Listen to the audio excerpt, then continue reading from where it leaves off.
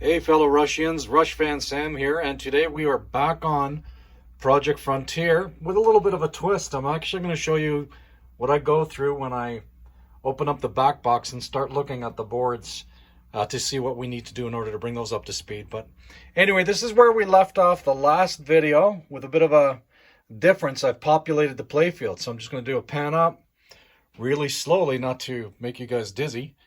And this is kind of where we're at as far as the restoration of the game goes. You'll notice my homemade LEDs in here. There was another video on how I made those. So if you want to check one out, feel free to do so. And I'm going to bring you over now. Something we haven't really concentrated on in the last little while, or ever, is what I do to fix boards and make sure that they're working. So this is the head of the game. Inside the game are all the boards. This is where the magic happens, okay? So what I do is I go through each board to make sure everything is up to snuff. And then when we do a first turn on, hopefully she lights up right away. So this is the MPU, this is the main computer. And how I test these is I use an ATX power supply out of a computer.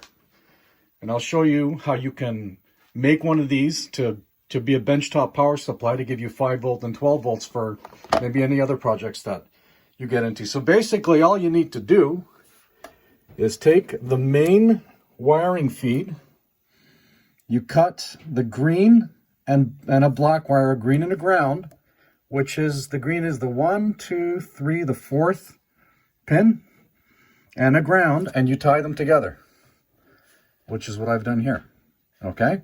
Now once you do that, the second I turn the power switch on, this thing goes live and it gives you the voltages.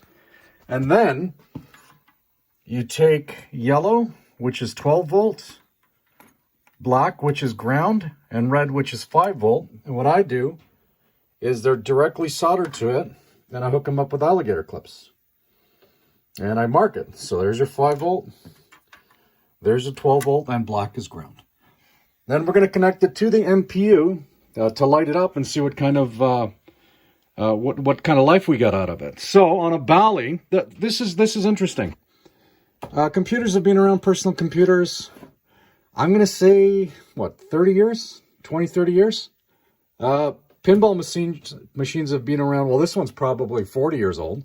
So it's funny that the MPUs that are driving a 40-year-old game have the same power output, 12 volt and 5 volt, out of a computer. So wow, that's kind of interesting, isn't it? Anyway, so this is what we're going to do. This is the 5 volt line. It goes on test point 5.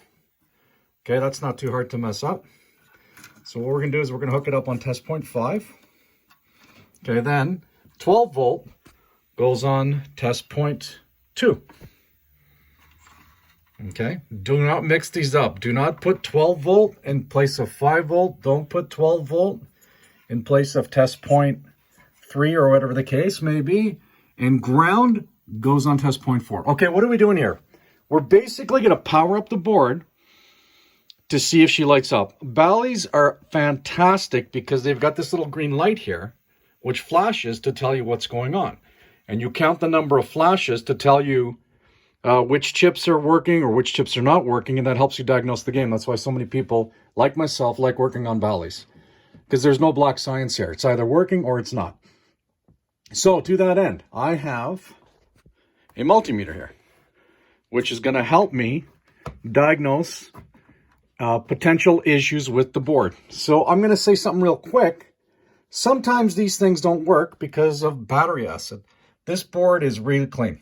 So the battery sits right here. Well, it's actually right here. What happens with batteries, just like I'm sure younger guys that play video games, if you leave the batteries too long in a controller, they corrode the controller. It's an alkaline, it's not an acid. Everybody calls it acid damage, but it's actually alkaline. Nonetheless, what happens with these too is the alkaline leaks, and it basically takes out this section of the board, if not the whole board. And this is called the reset section here on a Bally. Okay, I don't want to get into too much detail of what a reset section does, whatever the case may be. But what we will do is when we turn this thing on, if our light lights, then we know we have a good working board. If it doesn't light, I'll show you a couple of tricks to see, hey, is it a problem with this section of the board? Is it a problem with a chip, or whatever the case may be? So I'm going to flick it on. We're going to see what happens. This thing should flash really quick, and then it'll flash 6 times. In the game, it'll flash 7 times because there's another voltage it's waiting for, which is 43 volts, which we don't have on this specific unit here, but that'll happen in the game. And if we get it to flash 6 times, chances are pretty good it will flash 7 in the game. So anyway, let's hit the turn. Let's turn it on here. So I'm going to flick the on switch, and let's see what happens. I'll turn this light off just for a second, and we'll see what happens. Ready? Go. Oh, good sign. 1, 2, 3, 4, 5, 6. Bingo. Okay, good. This, as far as I'm concerned, should work in the game. All right. I'm going to show you something real quick in the event it doesn't work, meaning it doesn't flash, if the light is stuck or something like that, and how you can quickly diagnose to see if there's a problem here in the reset section. Like just a visual inspection right now, I see this resistor. It's kind of cooked, so yeah, I might want to change it. And it's always a good rule of thumb to change these transistors here, 1, 2, and 3. Right there. They're relatively inexpensive, not that difficult to do. I will do them just as a course of more maintenance than anything. And you got to make the decision right now whether you pull all of these chips out and you clean off that black oxidation. Okay, because what this is, it's just it just develops over time, and it actually will come off if you just sit here and scrape it. And if it gets in between the socket and the chip, yeah, potentially the game won't work. It's working now. It's a judgment call. We'll figure out what I want to do as we get into it. But what I want to show you real quick is if the game doesn't work, how to quickly rule out if it's a question of the reset section or not. So right here is chip U10. And on chip U10, it's a 40-pin chip, so the 38th pin, which is right here, which I'm putting the meter on, what has to happen is when you turn the game on, this chip has to go from 0 to 5 volts within a specified period of time. Sorry, I'm putting the camera down because I'm switching over to hands-free mode. And if you see hands-free mode, you'll laugh your head off what I use to actually hold the camera. But just so we can get a picture of the multimeter, and I'm going to zoom in. I'm actually going to probably put it this way. Yeah, you guys can see it. All right, and I'm going to turn it on, and you're going to see what's going to happen with regards to the power supply real quick. Okay, ready? We're going to go 5, 4, 3, 2, 1, on. See how it goes off and then to 5 volts? I'll show it to you again. Ready? On. Bang, off, bang, 5 volts. That's telling us that the reset section is working. Okay, so basically on this pin, you should have 5 volts, and it has to follow that same sequence that it just went through, which will tell us that this is working. Okay, so that's good news. Now, on the voltmeter, real quick. Sorry guys, if I'm I don't want to dumb this down, but you know, it really helped me out when I started working on games. That I followed a bunch of manuals, a bunch of procedures, and learned how to do it. Every multimeter will have 2 volt setting. One of them is DC, and one of them is AC. The easiest way to remember this is AC stands for alternating current. So the current alternates. It's a wave. So that's how I know to be here if it's alternating current. Okay, this is the current that comes basically from your wall socket. Direct current, or DC, is a straight line. You can see it right there. All right, straight line, direct current. So that's anything to do with normally batteries. Batteries are all direct current. And what this device does is it takes AC and converts it to DC. Okay, I know AC/DC is a fantastic band, but we're all about Rush on this channel. So anyway, okay, so listen.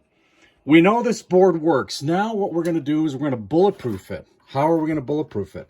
Well, not only on this board, on every other board, what you do is you check for, they're called cold solder joints. All right, you're going to have a leap of faith with me here, because what I'm going to do is I'm going to put the camera, I'm actually going to put it on my magnifying glass.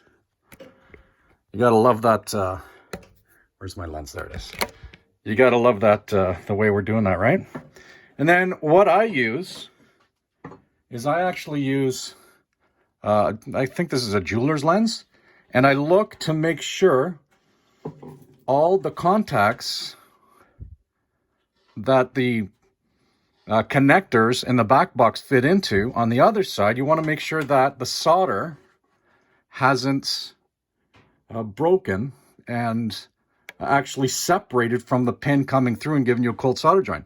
So I'm going to get as close as I can to this one, but if you look at the first one, you can see that there's evidence of the solder actually moving away from the pin. Okay, so what you got to do is you got to resolder this.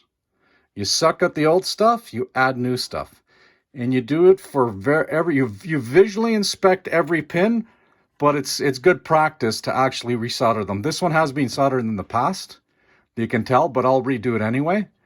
And the same here. Okay, so that's what I'm going to do in order to help bulletproof it. Now, I'm just pulling another board here. Here's another board. This is from a different game, obviously, but we have this board in the head as well. And the same thing with these pins here, they're a bit bigger. And the same deal. You're going to go through each one to make sure you don't have any cold solder joints. So it's going to be all over here, all of these ones. Again, anywhere where there's a potential where a wiring harness sticks on. Because what happens with the wiring harness over time with the game moving and jiggling, and the wire harness bends and it breaks the solder on this side. And then the game sometimes works intermittently, sometimes doesn't work at all. So who knows, on this one, with this pin actually having that solder joint starting to crack, this might not have worked in the game, because what we did is we went straight to the 5 volt, 12 volt test points, and we applied power there, which actually bypassed the way that the game would typically get its power supply. In this case, it would come in through this terminal here, okay, and then feed its way through to the power throughout the board. So who knows? This might not even work in the game, and that's a very common problem as well. Okay, I hope this was of some benefit to you. If you want to see more stuff like this, guys, let me know. I'm going to try to keep this video to 15 minutes so I don't have to do any editing, because you know how much I love editing. We're up to 41 subscribers. We just picked up 3 more. Drop me a line, guys. rushfan@live.ca is the email address you can get to me. And I started this channel as somewhat as I don't want to say a joke, because it's not a joke, but I started it just because of my kids. They're making fun of me, saying, "Daddy, nobody cares, you know, what you're talking about or what you're doing or wherever the case may be." So every time a new subscriber comes on, I let them know. And it's just a running joke with my wife and I. So anyway, if you guys want to see more stuff, by all means, please send me what you want to do, what you want me to do. We will be working on a Frontier, which is down to Whitewood, because this thing was absolutely horrifying. And we will be doing a scratch build on Project Kiss, which I showed you over here. Okay, that's the head, the body. It's all ready to rock and roll. And what we're gonna do is I'm gonna upload the video pretty soon on how I made these decals from scratch. It's a pretty good video. You know how much I love editing and how much I love this software. So it's just taken forever to get it done. And yeah, here's an Evel Knievel playfield waiting for body restoration as well. Okay, guys, we're up to 14 minutes and 50 seconds, I think. I'm going to bid everybody a farewell. Listen, guys, girls, stay safe, stay well.